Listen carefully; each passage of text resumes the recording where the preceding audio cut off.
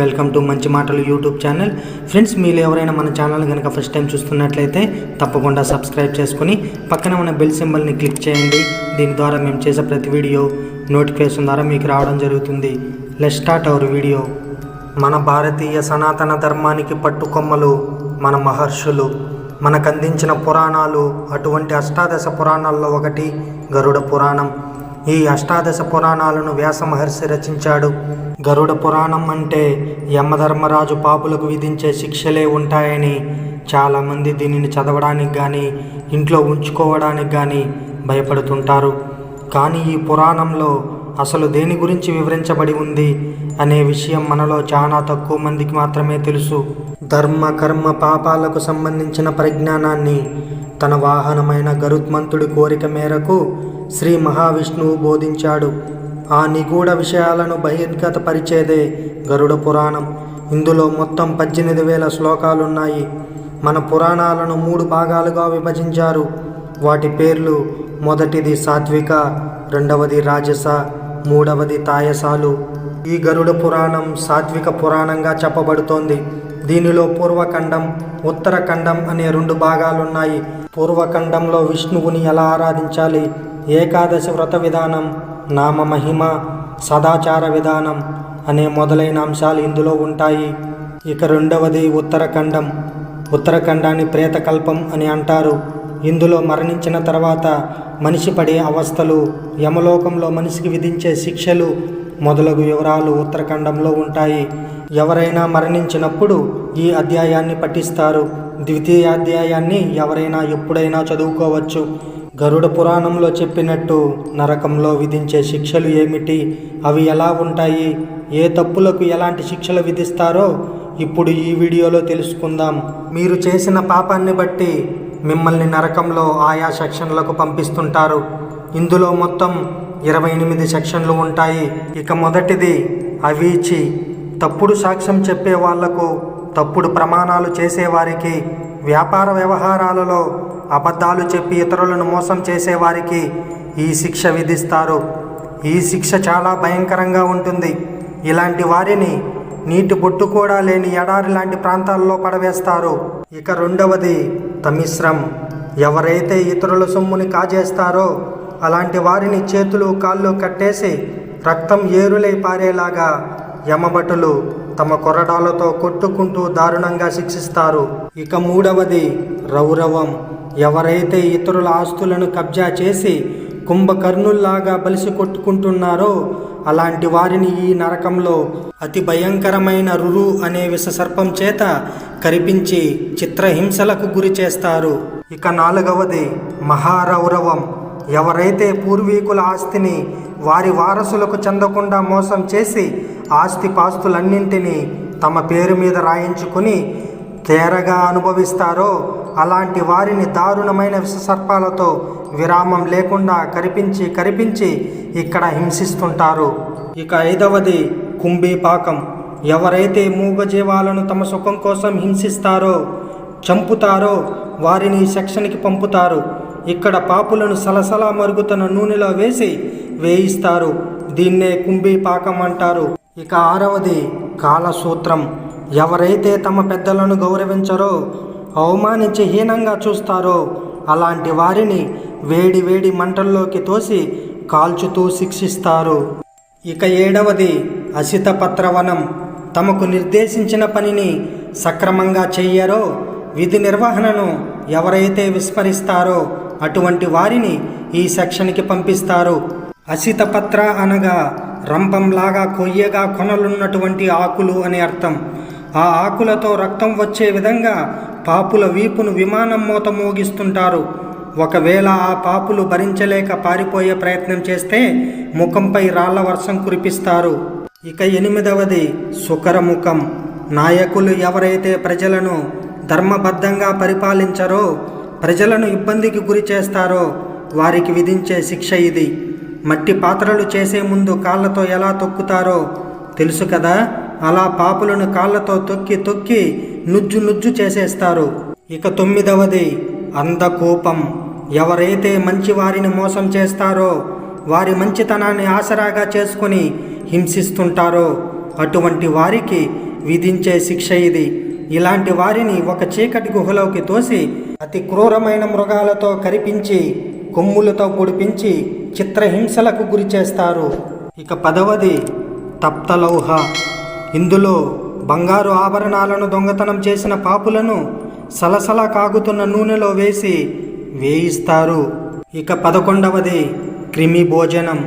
ఎవరైతే ఇంటికి అతిథులుగా వచ్చిన వారిని భోజనం కూడా పెట్టకుండా అవమానిస్తారో, ఎదుటి వారిని తమ స్వార్థానికే వాడుకొని వదిలేస్తారో అలాంటి వారికి విధించే శిక్ష ఇది.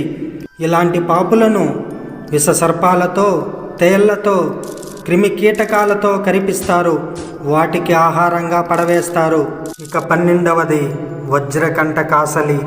ఎవరైతే మూగజీవాలతో శృంగారంలో పాల్గొంటారో వాటిని చిత్రహింసలకు గురి చేస్తారో అలాంటి వారిని సూదులతో శరీరమంతా గుచ్చి గుచ్చి చిత్రహింసలు పెడుతుంటారు. ఇక 13వది వైతరణి. ఇది యమలోకంలో ఉండే ఒక భయంకరమైన నది. ఇది మలమూత్రములతో, క్రుల్లిన శరీర అవయవాలతో, జంతు కళేబరాలతో, నెత్తురు మరకలతో నింపబడి ఉంటుంది. ఎవరైతే తమ అధికారాన్ని దుర్వినియోగం చేస్తారో, తమ అధికారంతో ఇతరులను హింసించి తమ స్వార్థ ప్రయోజనాల కోసం వాడుకుంటారో అటువంటి వారిని ఈ నదిలో విసిరివేస్తారు. వారితో మలమూత్రాలను, క్రుల్లిపోయిన అవయవాలను తినిపిస్తారు. ఇక 14వది పుయోదకం. ఎవరైతే ఆడవారిని మోసగించి పెళ్లి చేసుకుంటారో, వారిని హింసిస్తారో అటువంటి వారిని మలమూత్రాలు నిండి ఉన్న బావిలో తోసివేస్తారు. ఇక 15వది ప్రాణరోధం. ఎవరైతే జంతువులను వెంటాడి వేటాడి చంపుతారో అటువంటి వారికి విధించే శిక్షే ప్రాణరోధం. ఇలాంటి వారిని కట్టేసి వారి చేతులను, కాళ్ళను, ఆ తరువాత మిగిలిన శరీరాన్ని ముక్కలు ముక్కలుగా నరికివేస్తారు. ఇక 16వది విశాసనం. ఎవరైతే ధనవంతులు పేదవారిని చులకనగా తమ డబ్బు దర్పం చూపించి ఎదుటి వారిని కించపరుస్తారో అటువంటి వారిని పదునైన శూలాలతో, బరిసెలతో గుచ్చి గుచ్చి చంపి హింసిస్తారు. ఇక 17వది లాలాభక్ష్యం. ఎవరైతే లోబులు, కుటిల మనస్కులు, పిల్లికి కూడా భిక్షం పెట్టని పిసినారులకు వీర్యం ఉన్న సముద్రంలో పడవేసి వీర్యాన్ని తాగిస్తారు. ఇక 18వది సారమేయాసనం.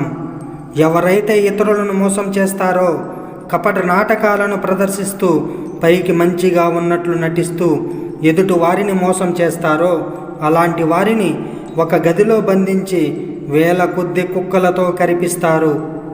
ఇక 19వది అవీచీమింత. ఎవరైతే అబద్ధపు సాక్ష్యాలు చెప్తారో, అబద్ధాలు ఆడుతారో అలాంటి వారికి ఇక్కడ పడే శిక్ష ఎలా ఉంటుందంటే, ఎత్తైన కొండలపై నుండి పాపులను క్రిందికి తోసివేస్తారు.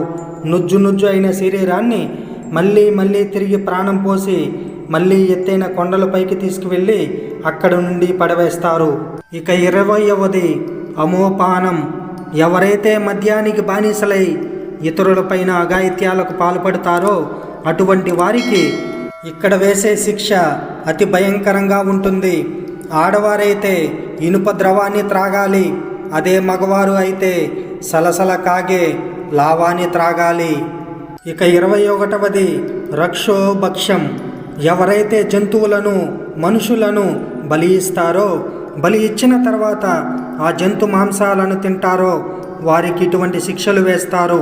వీళ్ళు ఏ జంతువులనైతే బలి ఇచ్చారో అవన్నీ ఒకచోట గుమిగూడి గుంపులుగా వారిపై విరుచుకుపడి పొడిచి పొడిచి క్రూరాతి క్రూరంగా పీక్కు తింటాయి. ఇక 22వది శూలప్రోతం. అమాయకులను, ఎలాంటి తప్పులు చేయని వారిని బాధించి హింసించే వారిని, చంపిన వారిని ఇక్కడికి పంపిస్తారు. ఇక్కడ పాపులను ఆకలి దప్పులతో చిత్రహింసలు పెట్టి ఇనుప శూలాలతో గుర్చి గుర్చి చిత్రహింసలకు గురి చేస్తారు. ఇక 23వది క్షరకర్తమం.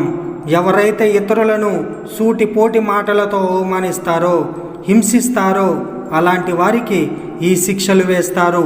ఇక్కడ పాపులను ఇనుప కొక్కీలకు గురించి తలక్రిందులుగా వేలాడదీసి రకరకాలుగా హింసిస్తూ చిత్రహింసలకు గురి చేస్తారు.